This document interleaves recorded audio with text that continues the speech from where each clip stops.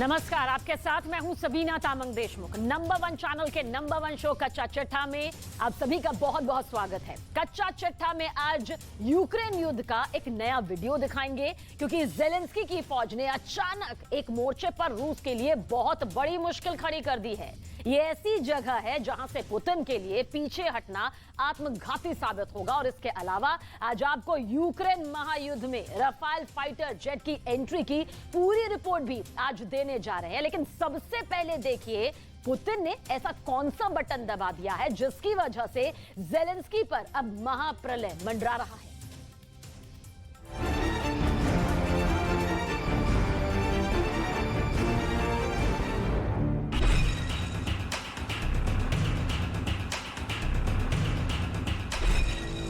एक सैनिक 80 मिलीमीटर का एक रॉकेट लेकर आता है और उसे हेलीकॉप्टर के गन पॉड में लोड कर दिया जाता है। ये जेलेंस्की की फौज का हेलीकॉप्टर है और ये बहुत ही खतरनाक मिशन के लिए तैयार हो रहा है। हेलीकॉप्टर की विंडशील्ड से बर्फ हटाई जा रही है ताकि हमले के वक्त टारगेट साफ साफ नजर आए। ये है यूक्रेन की फौज का Mi-17 हेलीकॉप्टर और उसके साथ में है दूसरा Mi-8 हेलीकॉप्टर।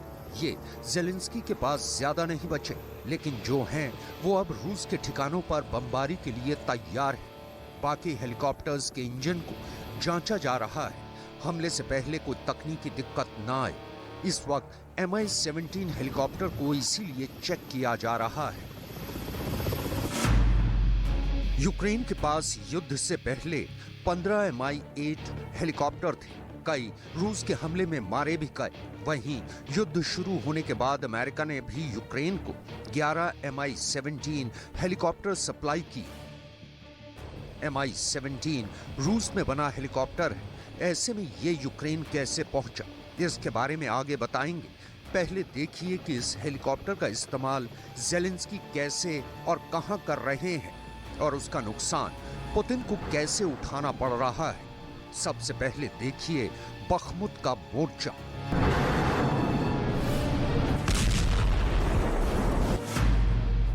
बखमुत वो फ्रंट है जो डॉनबास के दो बड़े सेंटर लुहांस्क और डोनेस्क के पास है। बखमुत लुहांस्क से 100 किलोमीटर पश्चिम में है, जबकि डोनेस्क इसके दक्षिण में 75 किलोमीटर की दूरी पर है।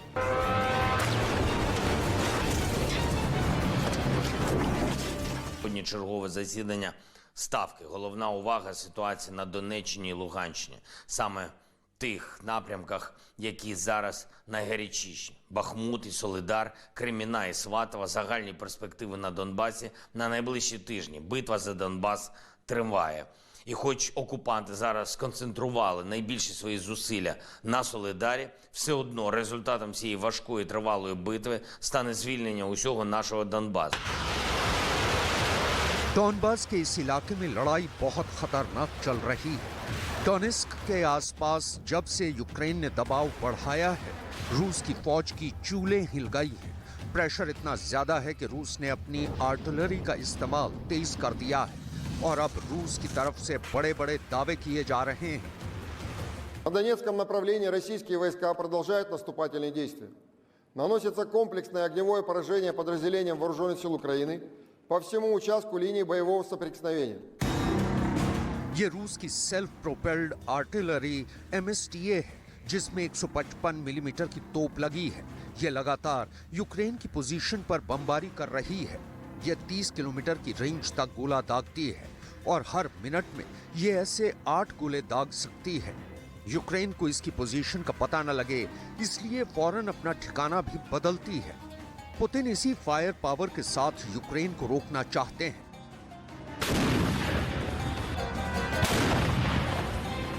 लेकिन ऐसी चलते फिरती तोप के लिए बड़ा खतरा यूक्रेन के हेलीकॉप्टर बन गए हैं। जेलेंस्की के इस Mi-35 अटैक हेलीकॉप्टर का वीडियो देखिए, क्योंकि इसमें भी जेलेंस्की वाला जोश साफ साफ नजर आ रहा है।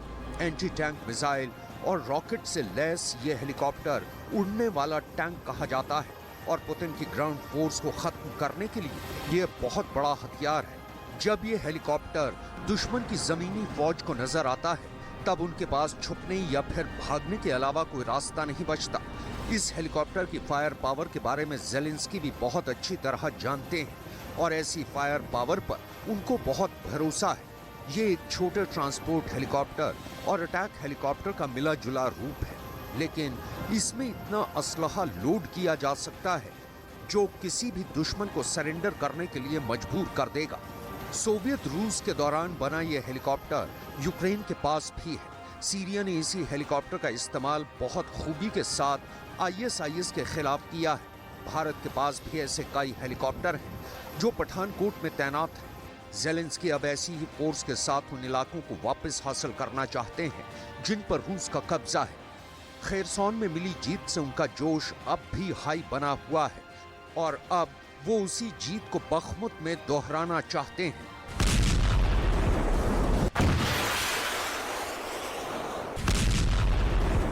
А що хотіла Росія там виграти? Повністю все зруйновано, життя майже не залишилось, і тисячі їхніх людей втрачені. Вся земля під Солидаром в трупах окупантів і в шрамах від ударів. ज़ेलेंस्की की हवाई फोर्स को काबू में करने के लिए और यूक्रेन के हेलीकॉप्टर पर लगाम लगाने के लिए पुतिन ने एयर डिफेंस सिस्टम को चुस्त कर दिया है। डॉनबास के आसपास रूस के जितने अड्डे हैं वहां पेंटसिर एयर डिफेंस सिस्टम की गन 24 घंटे एक्टिव रखी गई है। ये नीचे उड़ते हुए टारगेट यानी हेलीकॉप्टर या फिर ड्रोन को 4 किलोमीटर की रेंज तक तबाह कर सकती है। हालांकि रूस की फोर्स अब यूक्रेन की तोपों को भी टारगेट कर रही है, क्योंकि हाई मार्च के बाद अब सर्द मौसम में यूक्रेन ने M777 तोप से बमबारी तेज कर दी है। В ходе контрбатарейной борьбы в районах населенных пунктов Верхнекаменска и Шевченко Донецкой Народной Республики уничтожены 2 радиационные станции контрбатарейной борьбы производства США. В районе населенного пункта Ивановка Луганской Народной Республики на огневой позиции уничтожена артиллерийская система М777 производства США. बखमुत के मोर्चे पर युद्ध कितना घमासान चल रहा है, इसके लिए यूक्रेन के इस ऑपरेशन थिएटर से आया वीडियो देखिए। यहाँ एक सैनिक की जान बचाने की आखिरी कोशिश की जा रही है। डॉक्टर और दूसरे पैरामेडिक्स हर उपाय करते हैं, लेकिन आखिर में वो मौत के आगे हार ही जाते हैं। Тому що, на жаль, незважаючи на втрати ворога, на героїзм наших бійців, так само є втрати і в нас, і, звичайно, боляче. यूक्रेन का दावा है कि रूस के 1 लाख से ज्यादा फौजी मारे जा चुके हैं, लेकिन जमीन पर उसकी अपनी तस्वीर भी बहुत डराने वाली है। बखमुत में रूस की फौज बहुत खतरनाक हमले कर रही है और यही वजह है कि इस ऑपरेशन थिएटर में एक के बाद एक सैनिक की जान बचाने की कोशिश नाकाम हो रही है। Ми робимо все до кінця, щоб то життя врятувати і щоб по можливості не тільки врятувати життя, а й відправити на лікування, щоб боєць все-таки мав шанс на вижити і одужати.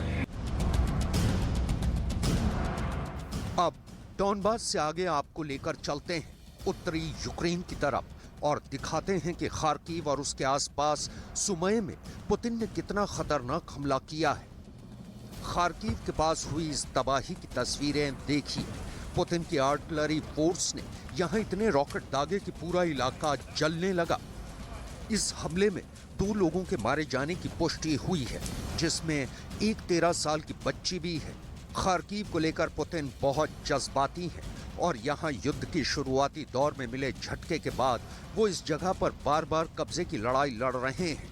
अब देखिए खार्किव के साथ साथ सुमय शहर में क्या तबाही रूस की फौज ने मचाई है। खार्किव से 150 किलोमीटर उत्तर पश्चिम में सुमय में पुतिन की फौज ने एक ही दिन में 94 बार हमला किया। इन हमलों के बाद ज़ेलेंस्की ने दावा किया कि रूस के हुए हमलों में सुमय के 4 इलाकों में भारी तबाही हुई। लेकिन समझने वाली बात है, खार्किव में हार का स्वाद चखने वाले पुतिन ने इस बार सुमय को क्यों निशाना बनाया। इसका जवाब है यूक्रेन का नक्शा। सुमय खार्किव से करीब तो है ही, सुमय में जहां हमला हुआ वो भी रूसी बॉर्डर के बहुत पास है, यानी सुमय पर चढ़ाई करना आसान है। अगर सुमय पर एक बार पुतिन की सेना ने जीत हासिल कर ली तो खार्किव पर दोबारा चढ़ाई आसान हो जाएगी। यही वजह है कि खार्किव के साथ साथ पुतिन की सेना ने सुमय पर हमला तेज कर दिया।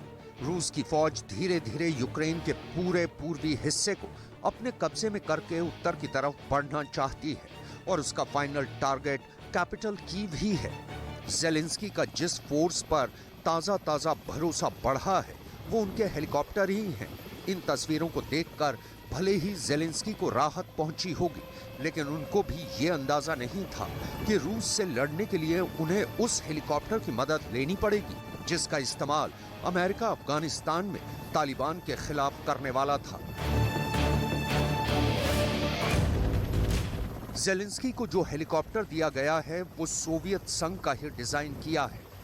अमेरिका ने अफगानिस्तान में तालिबान के खिलाफ ऑपरेशन के लिए इसे लिया था, लेकिन अब रूस का ये हेलीकॉप्टर रूस के खिलाफ ही इस्तेमाल किया जा रहा है। Mi-17 रूस में बना हेलीकॉप्टर है जो यूक्रेन की सेना भी इस्तेमाल करती आई है। इसका इस्तेमाल फौज को ट्रांसपोर्ट और भारी हथियारों को पहुंचाने के लिए होता है। ये हेलीकॉप्टर 250 किलोमीटर प्रति घंटा की रफ्तार से उड़ता है और 4000 किलो वजन तक लेकर उड़ सकता है। अमेरिका ने इससे पहले भी 5 Mi-17 हेलीकॉप्टर यूक्रेन को दिए थे। हालांकि रूस ने बहुत हद तक यूक्रेन की वायुसेना और उसके तमाम एयर एसेट्स को तबाह कर दिया है। ऐसे में यूक्रेन को मिलने वाले Mi-17 हेलीकॉप्टर भी कब तक कामयाबी से अपने ही आसमान में ऑपरेट कर पाएंगे, इसे लेकर ज़ेलेंस्की को अलर्ट रहना पड़ेगा, क्योंकि पुतिन के पास इसे लेकर एक नया प्लान भी है। यूक्रेन में अमेरिका के हेलीकॉप्टर का जवाब देने के लिए रूस के भी कई खतरनाक हेलीकॉप्टर तैयार हैं। रूस के पास टैक्टिकल सपोर्ट वाले Mi-17 V5 हेलीकॉप्टर 300 से भी ज्यादा हैं, जो स्पेशल फोर्स को फ्रंट पर पहुंचाते हैं। ट्रांसपोर्ट हेलीकॉप्टर्स में रूस की ये सबसे भरोसेमंद मशीन कही जाती है। इस वक्त रूस के ये सभी हेलीकॉप्टर यूक्रेन के अलग अलग इलाकों में ऑपरेशन कर रहे हैं। इनके हमले 24 घंटे और हफ्ते के 7 दिन चल रहे हैं। रूस की फौज लगातार काम कर रही है।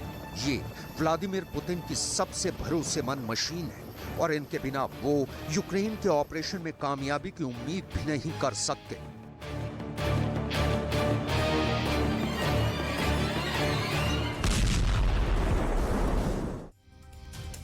तो यूक्रेन महायुद्ध में रफाल की एंट्री भी हो गई है। बाल्टिक सागर में भी नेटो और रूस की सेनाओं के बीच जंग के हालात यहां पर बन रहे हैं। फ्रांस के रफाल फाइटर जेट का दस्ता एक हफ्ते में रूस के विमानों को 16 बार यहां पर खदेड़ चुका है। सवाल यह है कि रफाल को आखिर कैसे रोकेगा रूस? क्या पुतिन भी रफाल की रेंज में आ गए हैं? और जवाब आपको इस स्पेशल रिपोर्ट के जरिए आज मिलने जा रहा है।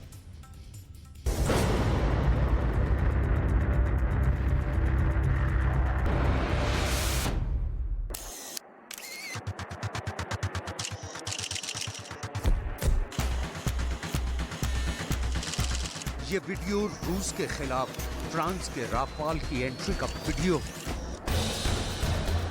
इस वीडियो को देखते जाइए और तय करते जाइए रूस के खिलाफ नेटो ने कितनी ताकतवर घेराबंदी कर रखी है। ये वीडियो रूस के लड़ाकू विमान को पीछा करते हुए राफाल विमान का है। इस वीडियो में आप साफ साफ देख सकते हैं कि राफाल रूस के लड़ाकू विमान के कितने करीब है। कैसे रूस के लड़ाकू विमानों को घेरने के लिए राफाल भी आसमान में गरज रहा है। रूस के विमानों के एक्शन पर ऐसे ही नजर रखने के लिए नेटो ने राफाल को काम पर लगा दिया है।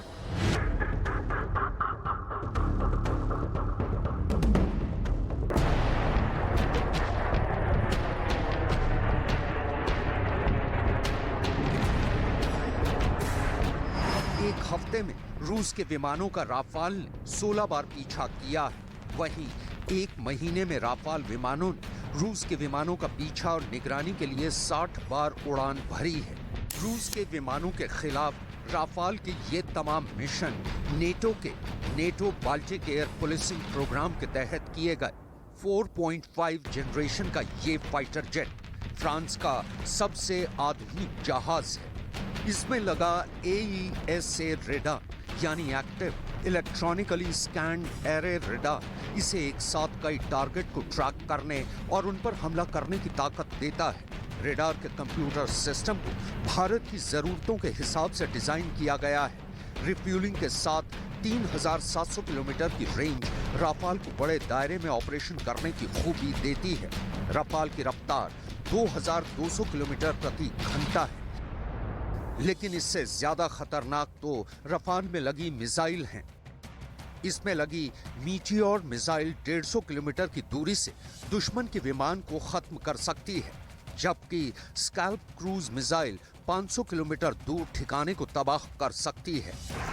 नेटो बाल्टिक एयर पुलिसिंग अभी नेटो के सदस्य देश पोलैंड और लिथुआनिया के जिम्मे है। बाल्टिक एयर पुलिसिंग का मकसद लातविया, लिथुआनिया और एस्टोनिया के हवाई इलाकों की रक्षा करना है।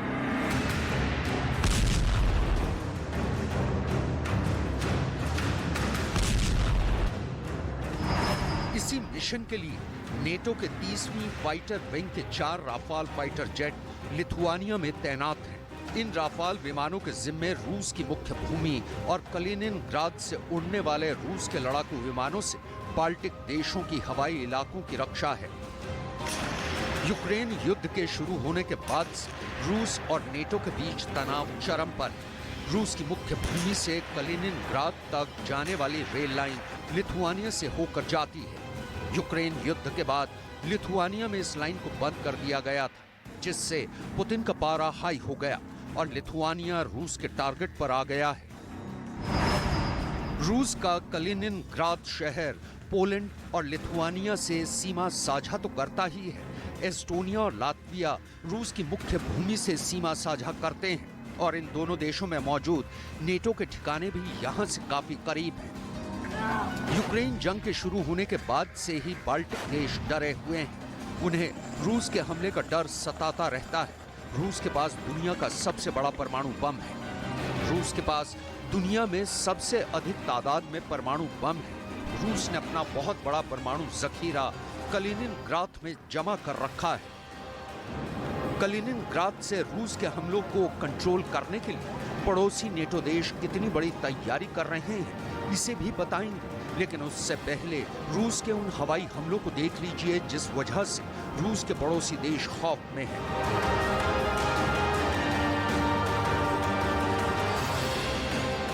रूस के रक्षा मंत्रालय का दावा है कि रूस की एयरफोर्स ने 24 घंटे में यूक्रेन के 5 लड़ाकू विमानों को हवा में तबाह कर दिया है। रक्षा मंत्रालय के प्रवक्ता लेफ्टिनेंट जनरल इगोर कोनाशेंकोव के मुताबिक रूस के एयरफोर्स का पहला निशाना बना यूक्रेन का Su-27 लड़ाकू विमान, दूसरा निशाना बना यूक्रेन का Su-24 लड़ाकू विमान, तीसरा निशाना बना यूक्रेन का Su-25 लड़ाकू विमान, चौथा निशाना भी यूक्रेन का Su-25 लड़ाकू विमान ही बना, पांचवा निशाना बना यूक्रेन का MiG-29 लड़ाकू विमान। रूस के रक्षा मंत्रालय के दावे के मुताबिक रूस ने यूक्रेन के Su-27 को खार्किव में मार गिराया। वहीं Su-24 यूक्रेनी विमान निकोले पोलिये में, वहीं Su-24 डॉनबास में निशाना बना तो MiG-29 डोनेस्क में तबाह किया गया है। रूस के हालिया हवाई एक्शन ने भी यूक्रेन के पड़ोसी देशों को सचेत कर दिया है। इन देशों की खौफ का सेंटर पॉइंट है रूस का कलिनिनग्राद। कलिनिनग्राद बाल्टिक सागर से लगा है। कलिनिनग्राद 223 किलोमीटर के इलाके में फैला है। रूस की नौसेना के बाल्टिक सागर बेड़े का मुख्यालय भी कलिनिनग्राद में है। माना जाता है कि कलिनिनग्राद में रूस ने परमाणु हथियार भी लगा रखे हैं। दुनिया देख चुकी है कि यूक्रेन पर हमला करने के बाद रूस ने कलिनिनग्राद में ही परमाणु हमले का अभ्यास किया था।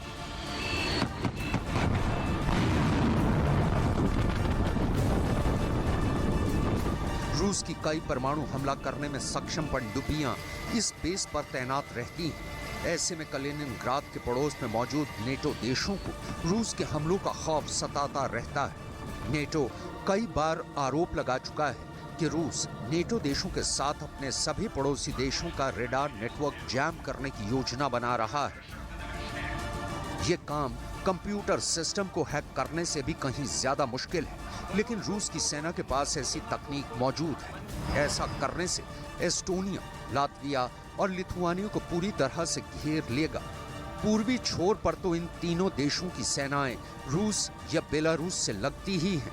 पश्चिम छोर पर बाल्टिक सागर में पहुंचकर इन तीनों देशों को रूस की सेना घेर सकती है। यही वजह है कि तीनों बाल्टिक देशों के साथ साथ पोलैंड अपनी सैन्य क्षमता को बढ़ा रहा है। बाल्टिक देशों में नेटो ने अपनी चौकसी को और कड़ा कर दिया है। अमेरिका के मशहूर अखबार में छपी एक खास रिपोर्ट में दावा किया गया है कि अगर यूक्रेन में रूस की सेना को कामयाबी मिलती है तो पुतिन की सेना यूक्रेन तक ही नहीं रुकेगी। पुतिन का प्लान नेटो में शामिल लिथुआनिया, लातविया और एस्टोनिया पर भी कब्जा जमाने का हो सकता है। दावा किया गया है कि यूक्रेन में अगर जीत मिलती है तो जीत के बाद पुतिन का आत्मविश्वास चरम पर पहुंच जाएगा और इसके बाद वो पूर्वी यूरोप के कई और देशों को भी अपना निशाना बना सकते हैं। इसकी आशंका इसलिए भी और बढ़ जाती है क्योंकि पुतिन क्राइमिया और जॉर्जिया पर पहले ही कब्जा कर चुके हैं। साथ ही अपने प्रभाव का विस्तार करने के लिए वो पड़ोसी देशों के तानाशाहों के साथ गठजोड़ बना रहे हैं। पुतिन का प्लान रूस, यूक्रेन, बेलारूस को मिलाकर एक नया यूनियन स्टेट बनाने का है जिसका पावर सेंटर मॉस्को होगा। दरअसल पुतिन की मंशा सोवियत यूनियन की वापसी कराने की है, जिसमें पहले यूक्रेन तो शामिल ही था। बाल्टिक देश एस्टोनिया, लातविया और लिथुआनिया भी उसका हिस्सा हुआ करते थे। लेकिन सोवियत संघ के टूटने के बाद रूस के बाद जो सबसे बड़ा देश बना वो यूक्रेन है। इसलिए दावा किया गया है कि सोवियत संघ की घर वापसी के प्लान में पुतिन का पहला निशाना यूक्रेन बना है। यूक्रेन के बाद बाल्टिक देशों का नंबर आ सकता है। 2004 में एस्टोनिया, लातविया, लिथुआनिया नेटो में शामिल हो गए। आज की तारीख में तीनों देशों में मौजूद नेटो के सैन्य ठिकाने रूस के लिए खतरा बने हुए हैं। रूस के इस मिशन को आगे बढ़ाने में कलिनिनग्राद बहुत ही अहम साबित होगा, क्योंकि कलिनिनग्राद दक्षिण में पोलैंड से जुड़ा है और उत्तर में इसकी सीमा लिथुआनिया से जुड़ती है। यही वजह है कि रूस से संभावित टकराव के लिए पोलैंड भी बहुत बड़ी सैन्य तैयारी कर रहा है, जिसका पहला चरण अमेरिका से अब्राम टैंक की पहली डिलीवरी है।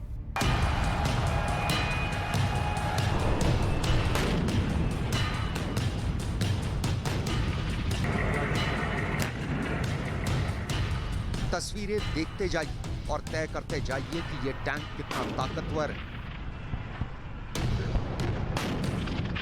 ये रणभूमि में क्या क्या कर सकता है।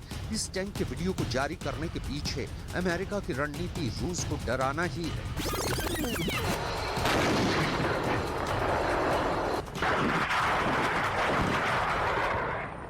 अमेरिका से आए ये टैंक पोलैंड पहुंचे हैं। पोलैंड अब इन टैंकों का इस्तेमाल करेगा। पोलैंड ने अमेरिका से 250 अब्राम टैंक का करार किया है। रूस से सैन्य खतरे से निपटने के लिए ही पोलैंड ने एक साथ इतने अब्राम टैंक खरीदने का फैसला किया है। यही वजह है कि पोलैंड अमेरिका से मिलने वाले अब्राम टैंक को रूस से लगी सीमा पर लगाने वाला है। पोलैंड रूस के मुख्य भूमि से काफी दूर है। इसके बावजूद पोलैंड की सीमा से सटे कलिनिनग्राद पर रूस का नियंत्रण है। कलिनिनग्राद से पोलैंड 232 किलोमीटर लंबी सीमा साझा करता है और अब्राम टैंकों को कलिनिनग्राद से लगे बॉर्डर पर तैनात करने वाला है। साथ ही पोलैंड की 418 किलोमीटर लंबी सीमा रूस के सहयोगी बेलारूस से भी लगती है। पोलैंड को आशंका है कि युद्ध की स्थिति में रूस बेलारूस के रास्ते ही पोलैंड पर हमला कर सकता है। ऐसे में अब्राम टैंकों को बेलारूस बॉर्डर पर भी तैनात कर सकता है। पोलैंड को आशंका है कि रूस के राष्ट्रपति व्लादिमीर पुतिन पोलैंड पर अटैक कर सकते हैं। यही वजह है कि पोलैंड ने रूस की सेना के आक्रमण की सूरत में करारा जवाब देने के लिए अमेरिका से दुनिया के सबसे घातक टैंक कहे जाने वाले अब्राम खरीदकर अपनी सीमाओं पर तैनात कर रहा है। पोलैंड के रक्षा मंत्री के साथ साथ उप प्रधानमंत्री की जिम्मेदारी भी संभाल रहे मारियोस ब्लासजाक का बयान बहुत बड़ा संकेत दे रहा है। पोलैंड के सशस्त्र बलों को मजबूत कर रहे हैं। हम पोलैंड की फौलादी सेना को मजबूत कर रहे हैं ताकि वो आक्रमणकारियों का मुकाबला करने के लिए अपनी शक्ति बढ़ा सके। पोलैंड और अमेरिका के बीच सहयोग पूरे क्षेत्र की सुरक्षा को मजबूत कर रहा है, खास तौर पर नेटो के अंतर्गत आने वाले देशों को। पोलैंड पश्चिमी देशों और यूक्रेन के बीच काफी अहम कड़ी है। पोलैंड की सीमा यूक्रेन से लगी हुई है। ऐसे में पश्चिमी देशों से यूक्रेन को मिलने वाली मिलिट्री मदद का रास्ता पोलैंड से ही होकर जाता है। यही वजह है कि पुतिन पोलैंड को लेकर गुस्से में है और पुतिन के गुस्से से बचने के लिए पोलैंड अपना शस्त्रागार भर रहा है। पोलैंड पहले ही अमेरिका के साथ 250 M1 अब्राम टैंक का करार कर चुका है और अब 96 अपाचे हेलीकॉप्टर खरीद रहा है। पोलैंड ने दक्षिण कोरिया को भी 48 हल्के लड़ाकू जेट FA-50 और 180 K2 टैंक की डिलीवरी का ऑर्डर दे चुका है। पुतिन की सेना अगर पोलैंड की सीमा में दाखिल होने की कोशिश करेगी या फिर बाल्टिक देशों को टारगेट बनाएगी, ऐसी सूरत में उनका मुकाबला अब तक के सबसे घातक हथियारों से होगा, क्योंकि इस हमले का मतलब होगा नेटो पर हमला और नेटो से लड़ने का सीधा मतलब है लिथुआनिया में तैनात राफाल लड़ाकू विमानों से हमले को झेलना।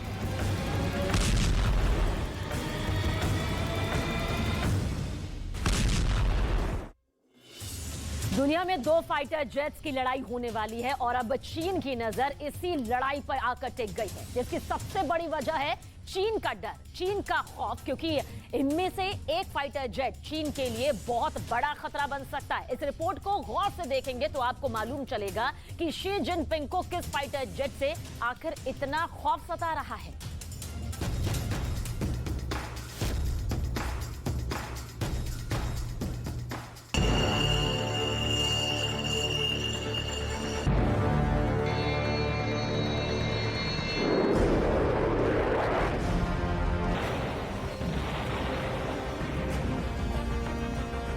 कैलेंडर में महीना दर महीना तारीखें बदलती रही और साल 2022 खत्म हो गया, लेकिन 2022 की शुरुआत से ही दुनिया यूक्रेन में जंग से हो रही तबाही की जिन तस्वीरों को देखकर खौफजदा थी, वो सिलसिला 2023 में भी बदस्तूर जारी है। इसके अलावा यूक्रेन जंग के दौरान दुनिया एशिया के एक बड़े और ताकतवर मुल्क चीन के रवैये से भी हैरान और परेशान है। लेकिन इससे भी बड़ी हैरानी की बात यह है कि एक तरफ चीन कोरोना संकट से बेहाल है और दूसरी तरफ वो ताइवान और जापान को लेकर लगातार आक्रामक रुख अख्तियार किए हुए है। अमेरिका के हाउस ऑफ रिप्रेजेंटेटिव्स की स्पीकर नैन्सी पेलोसी के ताइवान दौरे के बाद से ही चीन न जाने कितनी बार ताइवान के आसपास लाइव फायर ड्रिल कर चुका है, लेकिन अब तो उसने एक कदम आगे बढ़कर जापान को भी धमकाना शुरू कर दिया है। इतना ही नहीं, चीन की नेवी ने 16 दिसंबर से 26 दिसंबर 2022 तक प्रशांत महासागर में जापान के ओकिनावा और मियाको इलाके के पास एक बड़ा युद्धाभ्यास भी किया था। इस युद्धाभ्यास में चीन के कैरियर स्ट्राइक ग्रुप का एयरक्राफ्ट कैरियर लियाओनिंग भी शामिल था। शायद जापान को अपनी ताकत का एहसास कराने के लिए एक युद्धाभ्यास काफी नहीं था, लिहाजा चीन की नौसेना ने रूसी नेवी के साथ दक्षिण चीन सागर में 22 दिसंबर 2022 को एक बड़े वॉर ड्रिल में हिस्सा लिया। चीन का ये पैंतरा देखकर और ड्रैगन को उसी के अंदाज और जुबान में जवाब देने के लिए जापान ने अब भारत की मदद ली। खबर के मुताबिक जापान और भारत पहली बार जॉइंट एयर कॉम्बैट एक्सरसाइज करने जा रहे हैं। वीर गार्डियन नाम की ये एक्सरसाइज जापान में उसके हयाकुरी और सयामा एयर बेस पर 16 जनवरी से 26 जनवरी तक चलेगी।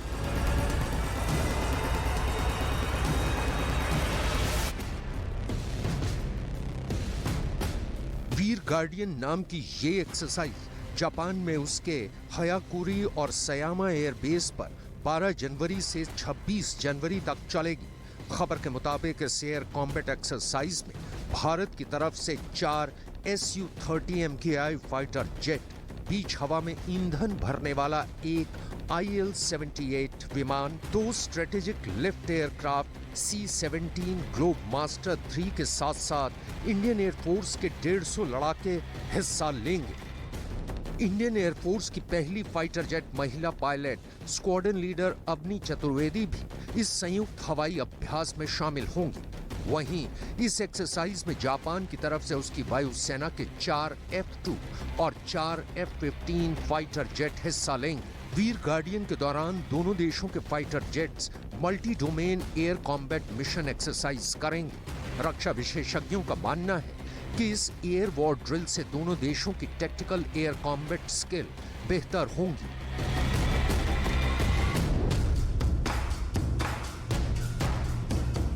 भारत और जापान के बीच ये पहली जॉइंट एयर कॉम्बैट एक्सरसाइज ऐसे वक्त पर हो रही है जब चीन इंडो पैसिफिक रीजन में अपनी ताकत की नुमाइश कर रहा है। भारत और जापान के बीच ये पहला संयुक्त हवाई युद्धाभ्यास होगा। दोनों देशों की आर्मी और नेवी तो संयुक्त युद्धाभ्यास करती ही आई हैं। सितंबर 2022 में जिमेक्स यानी Japan India maritime bilateral exercise हुई थी। इसके अलावा जापान की नेवी ने मार्च 2022 में विशाखापत्तनम में हुए एक बहुराष्ट्रीय मिलन नौसैनिक अभ्यास में भी हिस्सा लिया था। मतलब साफ है कि जापान और भारत ने मिलकर एक बार फिर ड्रैगन को भी लाउड एंड क्लियर मैसेज देने का इरादा बना लिया है। वैसे भी हिंद प्रशांत महासागर इलाके में क्वाड के ये दोनों देश यानी जापान और भारत चीन का मुकाबला करने के लिए तैयार खड़े हैं। भारत और जापान के बीच पहली एयर कॉम्बैट एक्सरसाइज चीन को एक सीधा संदेश है कि अगर उसने किसी भी तरह की कोई हिमाकत करने की कोशिश की तो उसकी खैर नहीं है।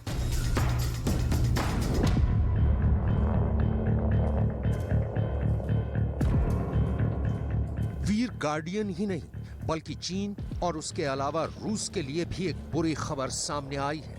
चीन और रूस के लिए यह खबर अमेरिका के नए और अपग्रेडेड फाइटर जेट F-15EX-2 की शक्ल में सामने आई है। अमेरिकी वायुसेना का दावा है कि उसने अपने F-15EX-2 फाइटर जेट को पहले से और भी ज्यादा घातक और भी ज्यादा खतरनाक बना लिया है। वैसे भी दुनिया के तमाम देश अमेरिका के F-15 फाइटर जेट का लोहा मानते हैं, लेकिन अब इसके अपग्रेडेड वर्जन ने तो इसे और भी खतरनाक बना दिया है। अमेरिकी वायुसेना के मुताबिक नवंबर 2022 में उसके एग्लिन एयरबेस से 2 F-15 ईगल 2 ने एक बेहद खास परीक्षण के लिए उड़ान भरी थी और इस परीक्षण के दौरान गल्फ ऑफ मैक्सिको की टेस्ट रेंज में दोनों ही F-15 ईगल 2 ने अपने स्टेशन 1 और स्टेशन 9 से मीडियम रेंज की 2 AIM-120 एयर टू एयर मिसाइलें दागी थी। अमेरिकी वायुसेना के मुताबिक ये पहली बार है कि जब उसके किसी फाइटर जेट ने स्टेशन 1 और स्टेशन 9 से एयर टू एयर मिसाइलें दागने में कामयाबी हासिल की है। सिर्फ इतना ही नहीं, इस सफल परीक्षण के बाद F-15EX-2 अमेरिकी एयरफोर्स का सबसे ज्यादा मिसाइलें ले जाने वाला फाइटर जेट भी बन गया है। यानी F-15EX-2 को अब 8 के मुकाबले 12 एयर टू एयर मिसाइलों से लैस किया जा सकता है।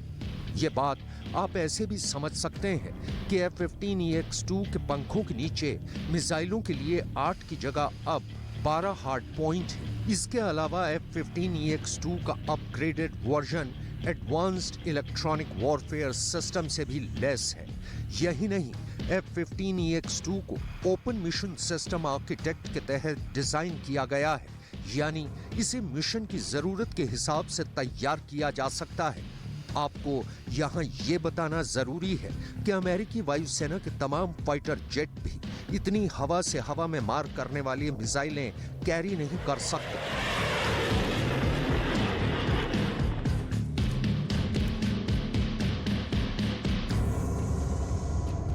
दरअसल अमेरिकी एयरफोर्स के F-16 Fighting Falcon 6 air to air, F-22 Raptor 8 air to air, F-35A Lightning 2 Joint Strike Fighter 6 air to air मिसाइलें ले जा सकते हैं, जबकि F-15EX-2 को अब 12 एयर टू एयर मिसाइलों से लैस किया जा सकेगा।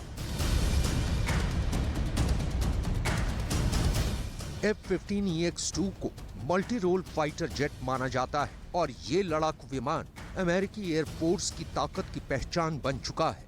आम भाषा में इसे ईगल भी कहा जाता है।